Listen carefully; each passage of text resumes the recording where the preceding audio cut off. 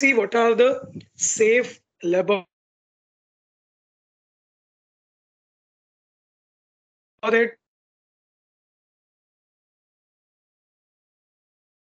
okay म्हणजे आपण being student we should know what are the safe laboratory measures adopted by the student. So the first one is wearing of cotton apron. Okay, proper footwears should be made compulsory while working in the lab.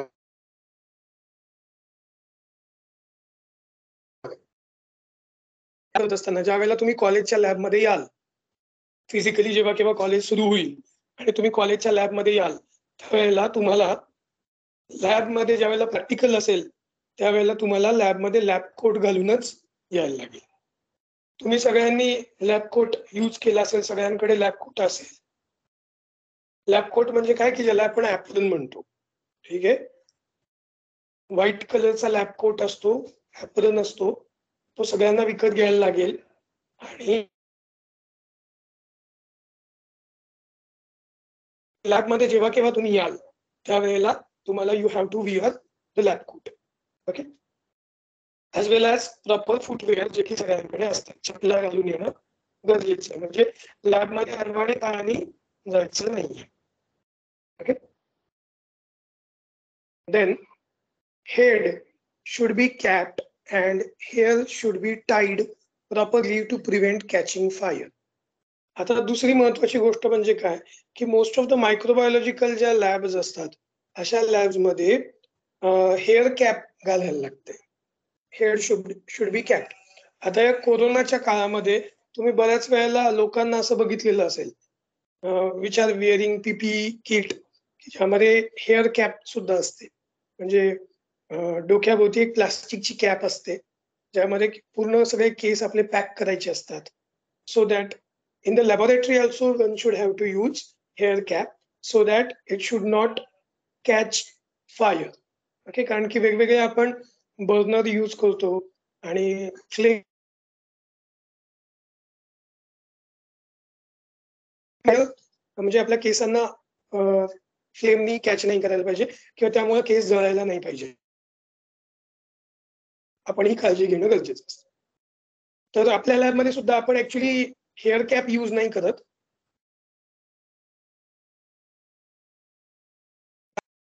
Flame use नाही करत. First of all सगळ्यांनी या गोष्टीची काळजी घेणं गरजेची असतं. ते म्हणजे काय की आपले केस व्यवस्थित बांधलेले असतील, कुठल्याही पद्धतीने ते कुठल्याही फ्लेमवरती येणार नाही याची काळजी मनात घेणं गरजेचं असतं. अरे ते ठीक आहे कारण की त्यांचे केस छोटे असतात. मुख्यतः मुलींनी ही काळजी जास्त घेणं गरजेचं असतं. Then gloves should be worn while experimenting using toxic, carcinogenic and corrosive chemicals. म्हणजे कुठल्याही प्रकारची केमिकल्स हँडल करत असताना मग ती टॉक्झिक असू दे. टॉक्झिक म्हणजे काय की ज्याला आपण विषारी असं म्हणतो. टॉक्झिक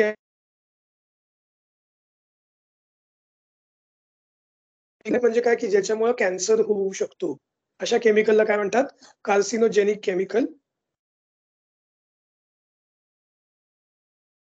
केमिकल जे की एखाद्या मेटलवरती पडले तर त्या मेटलचं इरोजन घडून आणतात किंवा त्याच्याने इतके घातक chemical. So if you are handling such chemicals, then while handling the chemicals, one should have to use gloves. तुम्ही gloves use करायलाच पाहिजेत.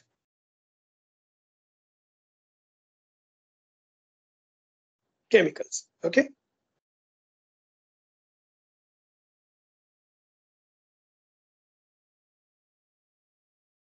Volatile and inflammable chemicals should be kept covered and far from sources of fire when not in use. Okay? Volatile chemical म्हणजे कुठली chemical सांगू शकाल का मला? कोणाला माहिती आहे का volatile chemical?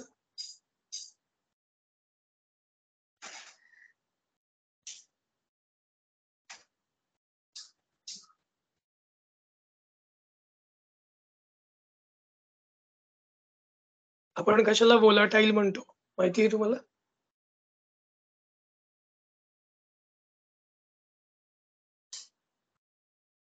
माझा आवाज ऐकू येतोय ना सगळ्यांना?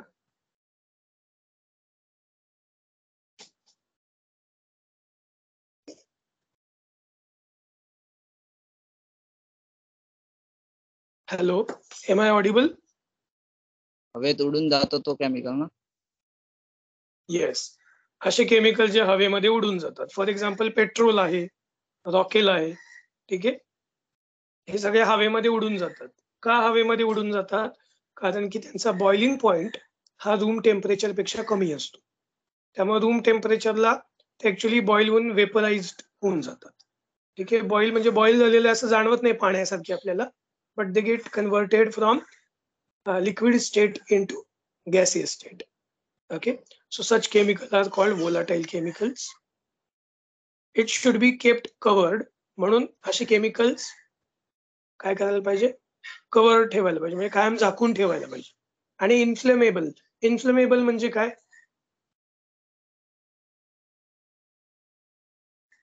They catch fire instantly. Yes, chemicals which catch fire instantly are called inflammable chemicals. So all such volatile as well as inflammable chemicals should be kept covered. झाकून ठेवायला पाहिजेत and far from the source of fire. आणि जिथे कुठे आग असेल किंवा आपण जिथे कुठे बर्नर किंवा फ्लेम यूज करत असू त्यापासून लांब ठेवायला पाहिजे. When not in use, care should be taken to prevent them from catching fire while in use. Then the next one, biological waste should be disposed of through standard recommended procedures. जे कुठलं biological waste आहे ते standard recommended प्रोसिजरनेच काय करायला पाहिजे? Dispose of करायला पाहिजे.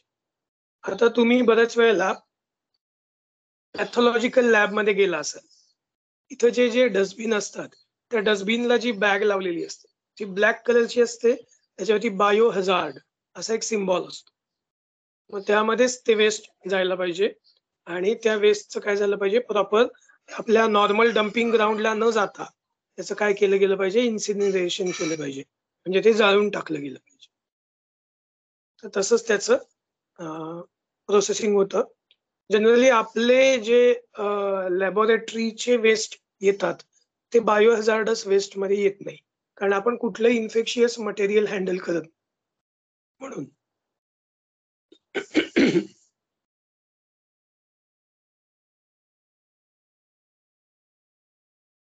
Next, acid and alkaline fluids should be pipetted out using rubber bulbs. म्हणजे ज्या ज्या वेळेला तुम्हाला ऍसिड किंवा अल्कलाइन फ्लुइड, कुठलं पण ऍसिड म्हणजे ऍसिडिक आहे ना, आणि अल्कलाइन म्हणजे बेसिक, असे कुठले पण फ्लुइड जेव्हा तुम्हाला पायपेट आउट करायचे असतील त्यावेळेला तुम्ही तोंडाने पायपेट आउट नाही करायचे, तर त्याच्याऐवजी काय करायचं? तर रबर बल्ब यूज करायचे ते पायपेट आउट करण्यासाठी. Again, eating food in the laboratory should be strictly prohibited. म्हणजे लॅब मध्ये खायचं नाही आणि लॅब मधलं पण खायचं नाही. ठीक आहे, बऱ्याच वेळेला खूप सारे बायोलॉजिकल मटेरियल तिथे ठेवलेले असतात. म्हणजे काही कधी कधी प्रॅक्टिकलसाठी शेंगदाणे असतात, काही बिस्किट वरची प्रॅक्टिकल्स आहेत. मग ती गोष्टी आपण लॅब मधल्या पण खायच्या नाही आणि आपला टिफिन आपण लॅब मध्ये पण खायचं नाही. का? कारण की तिथं कुठल्याही प्रकारचे केमिकल्स असू शकतात की ज्याच्यामुळे तुमचं फूड मटेरियल खराब होऊ शकतं किंवा तुम्हाला एखादं इन्फेक्शन होऊ शकतं. So eating food in the laboratory should be strictly prohibited. Then washing hands properly before leaving the laboratory should be made a regular practice for both teachers as well as for the student. आपल्या लॅबमध्ये ज्या वेळेला तुम्ही याल JSM कॉलेजच्या झुऑलॉजी लॅबमध्ये, त्यावेळेला आपल्या लॅबमध्ये एक मोठं सिंक आहे, भरपूर सिंक्स आहेत, पण एक मोठं सिंक आहे की जिथे हँडवॉश ठेवलेला असतो. प्रत्येक वेळी तुम्ही लॅबमधून जाताना आधी हँडवॉशनी हात स्वच्छ धुणे हे गरजेचं आहे. आणि आजकाल या कोरोनाच्या सिच्युएशन मध्ये आता आपल्याला या गोष्टीची सवय झालेली आहे की आपण प्रत्येक वेळेला हँड सॅनिटाईज करतो पण लॅब मधून बाहेर पडताना सॅनिटाईज करणं उपयोगाचं नाही, तर लॅब मधून बाहेर पडताना हँड वॉश करणं गरजेचं आहे, so that there should not be chemicals on our hand. Then burner should be used with suitable adjusted flame as per the need. आपल्याला माहिती आहे बर्नर आपण यूज करतो तर त्याला खाली नॉब असतो एक, की जो आपण फिरवून त्या होल वरती घेऊ शकतो, की जेणेकरून बर्नरची फ्लेम एक तर येलो होते किंवा ब्ल्यू होते. माहिती आहे ना सगळ्यांना हे? Yes, तर त्यानुसार आपण काय करू शकतो, की आपल्याला जेव्हा रिक्वायर्ड आहे तेव्हा आपण ब्ल्यू फ्लेम यूज करू शकतो, जेव्हा रिक्वायर्ड आहे तेव्हा येलो फ्लेम यूज करू शकतो. आणि ती आपण ज्या त्या गरजेनुसार यूज करायची असते, ती त्या त्या प्रॅक्टिकलच्या वेळेला तुम्हाला सांगितलं.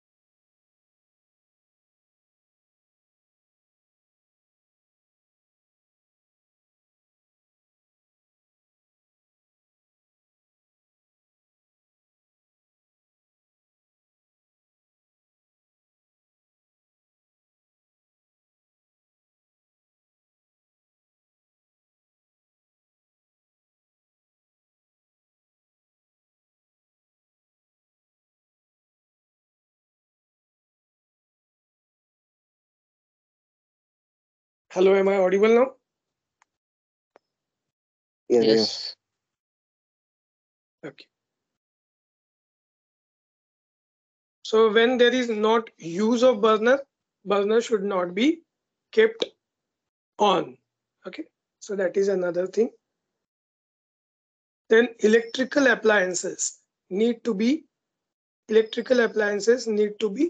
checked regularly to avoid electrical shock to the user.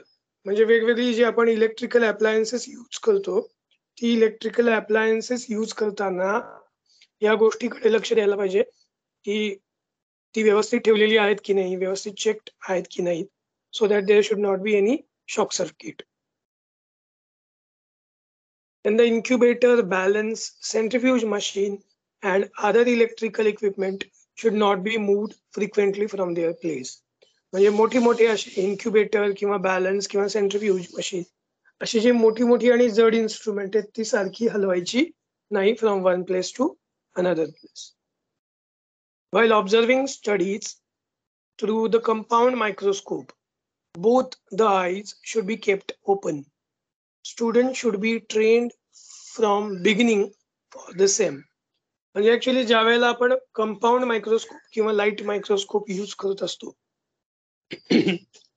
त्यावेळेला आपण सिंगल आयनी पाहतो, एका डोळ्याने पाहतो. आता तो मोनो काय म्हणू आपण आय पीस असतो त्याला, म्हणून आपण तो एका डोळ्याने बघतो. त्यावेळेला आपण एक डोळा बंद करून एका डोळ्याने बघत असतो. पण इथून पुढे आता ज्यावेळेस तुम्ही बीएससी मध्ये मायक्रोस्कोप यूज कराल, तुम्हाला बऱ्याच वेळेला बायनॉक्युलर यूज करायला लागेल. मोनोलॉक्युलर न यूज करता बायनॉक्युलर यूज करायला लागेल. म्हणजे दोन आय पीस असतील आणि त्यावेळेला तुम्हाला ती सवय झाली पाहिजे की तुम्ही दोन्ही डोळ्यांनी ऍट अ टाइम मायक्रोस्कोप मध्ये बघू शकता. ठीक आहे. And for that purpose